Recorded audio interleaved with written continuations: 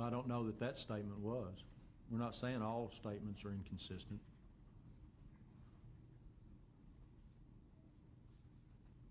Put in there that Waddell had told you that she never made attempts to stop their bleeding, touch them, or render other first aid. Is that true?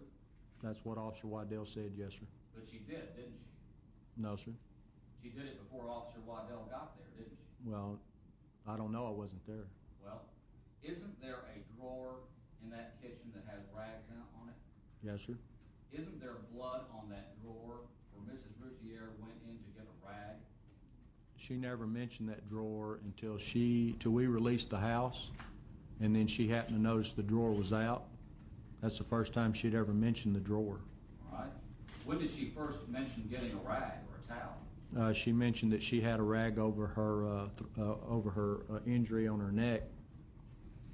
Well, she told you in her written statement given 2 days later that she put a towel on his back before police arrived, didn't she? Right. The indication that we received, or the way we took it was there's a bathroom right there and that she got the towel out of the bathroom.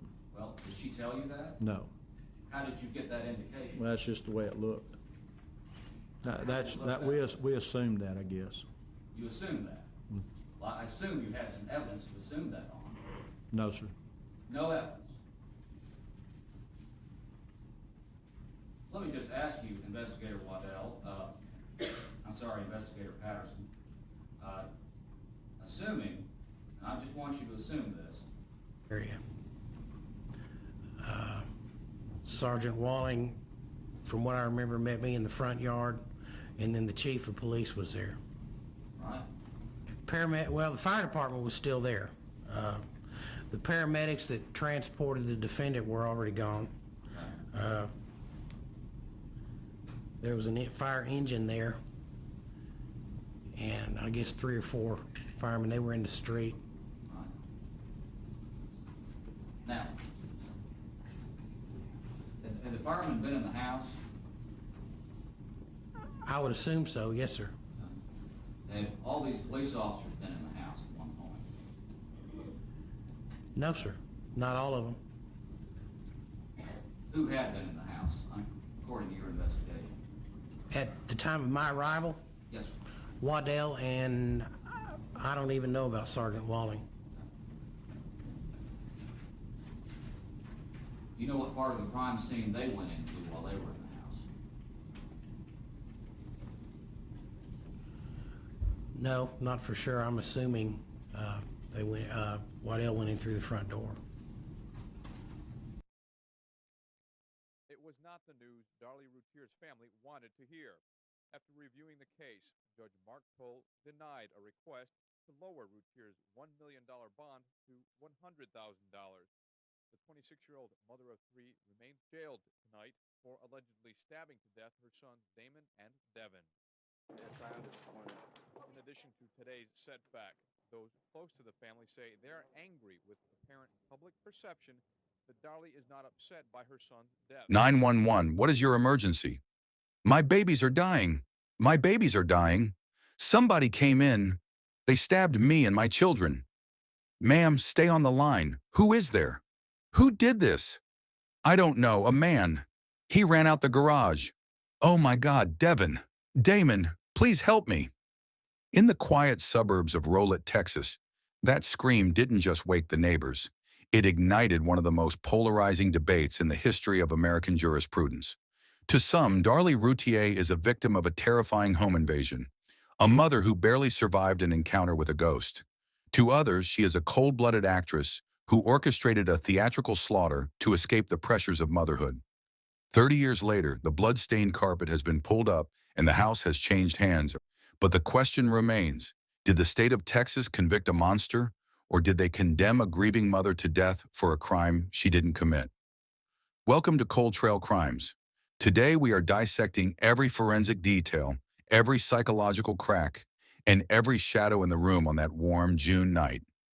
We aren't just looking for a killer, we're looking for the truth behind the silly string. Before we descend into the evidence at 5801 Eagle Drive, make sure you are subscribed and have the notification bell turned on. In cases this complex, the devil is in the details you might miss. This is the story of Darlie Routier, To understand the horror of June 6, 1996, you have to look past the crime scene tape and into the home movies of the Routier family.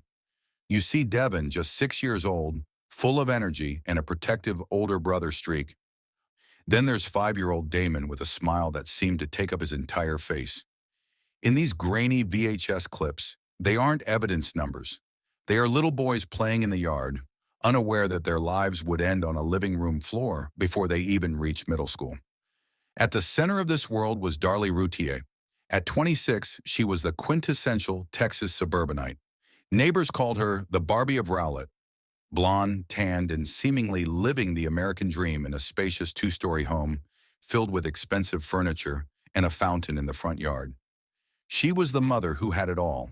But when the first officers arrived at 5801 Eagle Drive, the dream had turned into a charcoal black nightmare. They found Darlie in the kitchen, her nightshirt soaked in blood. A jagged gash ran across her throat, coming within 2 millimeters of her carotid artery. She had bruises on her arms and slashes on her hands, what appeared to be classic defensive wounds. Upstairs, her husband Darin and their 7-month-old infant Drake had been asleep, untouched by the violence. But downstairs in the family room, the scene was unspeakable. Devon was already gone. Damon was still clinging to life, crawling toward the light of the kitchen before he succumbed to his injuries in the arms of a paramedic. As the fog of the initial chaos lifted, Darlie provided the narrative that would frame the investigation. She told police she had been sleeping on the sofa with the boys when she woke to find a man standing over them. She described a stranger in a dark t-shirt and a baseball cap. She claimed she struggled with him, that he dropped the knife, and then vanished through the utility room and out into the garage. It was a terrifying story of a random predator, a ghost in the night. But as the investigators began to sweep the house with their flashlights, they realized the house wasn't telling the same story Darlie was. The physical evidence wasn't just silent, it was starting to scream. When the lead crime scene analyst, James Cron, stepped onto the porch of the Routier home, he wasn't looking for a monster. He was looking for a sequence. Cron was a veteran, the kind of man who viewed a crime scene like a complex clock where every gear had to mesh perfectly. Within 20 minutes, he walked back outside and told the lead detective, "The killer is inside that house." Why such a swift, devastating conclusion? It started with a single wine glass. On the kitchen floor, investigators found shards of broken glass. To the untrained eye, it looked like the remains of a struggle. But the logic of gravity told a different story. The glass was lying on top of the blood. If Darlie and her sons were being attacked, the blood should have fallen onto the glass shards. Instead, the sequence suggested the bleeding had already happened, and then the glass was dropped to make the room look chaotic. It was a clumsy attempt at set dressing. Then there was the entry point. Darlie claimed the intruder fled through the garage. Investigators found a window screen that had been sliced open, but the forensic analysis was damning. The fiberglass threads were pushed outward. The screen had been cut from the inside of the house. Why would a fleeing intruder, desperate to escape, stop to carefully cut a screen from the inside when the door was right there? But perhaps the most chilling piece of the puzzle was the weapon itself. Darlie told police that as the intruder fled, he dropped the butcher knife on the floor, and she picked it up. In a vacuum, that sounds like a mother's instinct. But when forensics dusted that knife, they found something impossible. Darlie's fingerprints were on the handle, but they were under the blood. If she had picked up a bloody knife used to kill her children, her prints should have been on top of the gore. This suggested her hand was on that hilt before the first drop of blood ever touched the steel. To the world, the Routier were the picture of success, but investigators quickly discovered a financial house of cards. They were $12,000 in debt to the IRS. Their credit cards were maxed, and they were months behind on mortgage payments. The Barbie of Rowlett was drowning in a sea of red ink. Was the pressure of maintaining a high society facade in a crumbling economy the spark that caused her to snap? On June 18, 1996, while the flowers on Devon and Damon's graves were still fresh, the police made their move. Just 12 days after the murders, Darlie Routier was arrested and charged with capital murder. The community, which had rallied around her with prayer vigils and yellow ribbons, was paralyzed. The victim was now the villain, and the stage was set for a trial that would fixate a nation. If there is one moment that defines this case in the American consciousness, it is the silly string video. It is the pivot point where the world stopped seeing a victim and started seeing a murderer. 8 days after the murders, on what would have been Devon's 7th birthday, local news cameras captured the Routier family at the cemetery. In the footage that was looped endlessly on television, Darlie is seen laughing, smiling, and vigorously spraying silly string over the graves of her sons while Happy Birthday plays in the background. To the average viewer, it was grotesque. It was a performance of joy where there should have been a well of despair. When the trial moved to the small, conservative town of Kerrville, Texas, the prosecution didn't just use this video, they weaponized it. They brought in experts to dissect Darlie's psyche, painting her as a sociopathic narcissist. They argued that the video proved she lacked the maternal instinct to grieve. To the jury, she wasn't just a mother who had lost her children, she was a woman who was celebrating her freedom from them. But here's the detail the prosecution fought to keep quiet: the rest of the tape. The news crews had edited hours of footage down to a few shocking seconds. Before the silly string, there was an hour of Darlie kneeling in the dirt, sobbing so hard she could barely breathe, holding a prayer service for her babies. The family later explained that the celebration was Devon's birthday wish. He loved silly string, and they wanted to honor him the only way they knew how. Was it character assassination to show only the laughter? Or was the laughter a genuine glimpse behind a mask? The trial itself became a trial of Darlie's lifestyle. The prosecution hammered home her vanity. They spoke of her $5,000 breast implants, her expensive jewelry, and her obsession with status.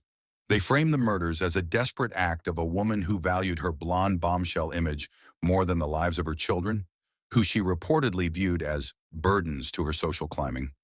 However, the defense brought in a titan of forensic pathology, Dr. Vincent DeMaio. He looked at the most damning piece of physical evidence against Darlie, her own wounds. The prosecution claimed she cut herself to stage the intruder narrative, but DeMaio pointed out a terrifying reality. The cut on Darlie's neck was not a shallow hesitation mark. It was a deep, jagged slash that came within 2 millimeters, the width of a coin, of her carotid artery. DeMaio's logic was simple and haunting. Would a mother, however narcissistic, risk a precision suicide attempt just to stage a crime scene?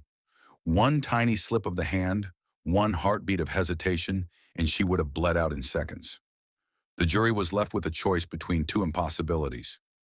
Either an intruder entered a locked house, killed 2 children, and vanished without leaving a trace, or a mother was so cold, so calculated, that she was willing to slit her own throat to the point of near death just to ensure her story was believed. The battle lines were drawn. On one side, the materialistic monster. On the other, a victim of a botched investigation and a grieving mother whose unconventional mourning was used to seal her fate. Just as the prosecution's case seemed airtight, the defense began to pull at threads that didn't just unravel the narrative, they threatened to tear the entire investigation apart. This is where the shadow of doubt turns from a whisper into a roar. First, we have to look at the bloody sock. Found 75 yards away from the house, tucked into a neighborhood alleyway, was a tube sock belonging to the Routier. It was stained with the blood of both Devon and Damon. Here is the logical problem. The prosecution's timeline was incredibly tight. From the moment the attack began to the moment Darlie called 911, only a few minutes had passed. If Darlie was the killer, she would have had to stab her children, run 75 yards down a dark alley, plant the sock, run back, stage the kitchen with broken glass, slash her own throat nearly to the point of death, and then compose herself enough to scream into the phone. Could a woman who had just nearly severed her own carotid artery perform a sub-4-minute sprint and return without leaving a trail of her own blood outside? The physics of the timeline simply don't add up. Then there is the Section 4 evidence. For years, the public was told that every piece of evidence in that room belonged to the Routier. That was a lie. On a glass coffee table in the middle of the crime scene, investigators lifted a bloody fingerprint. It didn't match Darlie. It didn't match Darin. It didn't match any of the first responders or the forensic team. To this day, that print remains unidentified. In a case where the prosecution argued there was no evidence of an intruder, the existence of an unidentified person's fingerprint, left in the blood of the victims, is a haunting piece of the puzzle that the jury never fully grasped. But the plot thickens when we look at Darlie Routier.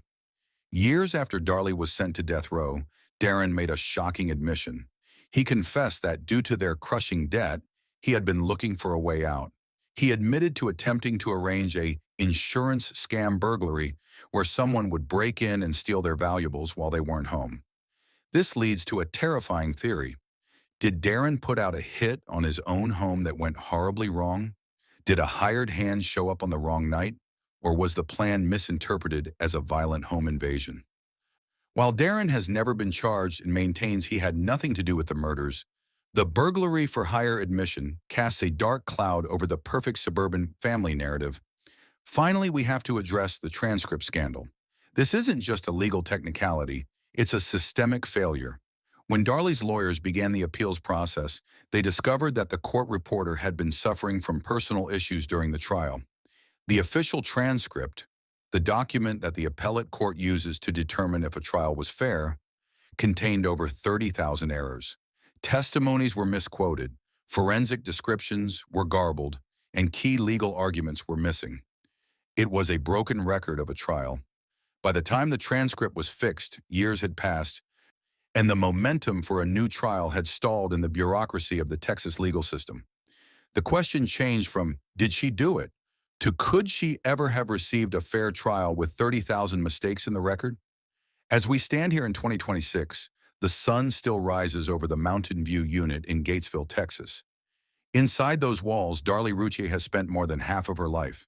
She is now in her 50s, her blonde hair graying, her youth swallowed by the sterile routine of death row. She is one of the longest-serving women on death row in American history, a living ghost waiting for a finality that seems to never arrive. The battle for her life has shifted from the courtroom to the microscopic level. For decades, the case has been locked in a grueling DNA battle. Technology has finally caught up to the questions we've been asking since 1996. The focus? 2 microscopic limb hairs found on that bloody sock in the alley. Hairs that didn't belong to the boys and didn't belong to Darlie. In this era of genetic genealogy, her defense is hunting for a genetic ghost, a match that could link those hairs to a known offender in a national database. If that match ever hits, the state's theory that Darlie acted alone collapses instantly. But the legal system moves at a glacial pace, and for Darlie, every year of waiting is a year closer to an execution date. The human toll of this case extends far beyond the prison bars. We see it in Robbie Maggart, Darlie's mother. For 30 years, she has been the engine of the defense, a woman who has sacrificed everything to prove her daughter's innocence. Her face is a map of 3 decades of grief and stubborn hope. And then there is Drake, the baby who was sleeping upstairs while his brothers were murdered. Today, Drake is a man in his late 20s. He grew up visiting his mother through thick plexiglass, knowing her only as a voice through a phone and a face in a visitation room. He is the living legacy of this tragedy, a man whose entire family history was severed in a single night of violence he was too young to remember. The story of Darlie Routier is a Rorschach test for the American soul. When you look at the evidence, do you see a calculated killer who played a part, or do you see a victim of a system that demanded a villain and found one in a woman who didn't grieve correctly? As we look back at the evidence, the bloody fingerprint, the cut screen, the silly string, and the deep, terrifying wound on Darlie's own neck, we are left with a haunting question that refuses to be silenced. In the pursuit of justice, did Texas find a killer, or did they create a second tragedy? Thank you for joining us on this investigation. This is one of the most debated cases in true crime history. I want to hear your logic in the comments. Do you think the Section 4 fingerprint is the key to her innocence? If you found this deep dive compelling, please hit the like button and share the video. It helps us keep the trail warm for the victims who can no longer speak. For more unsolved mysteries and forensic breakdowns, click the video on your screen now. We'll see you on the next Cold Trail.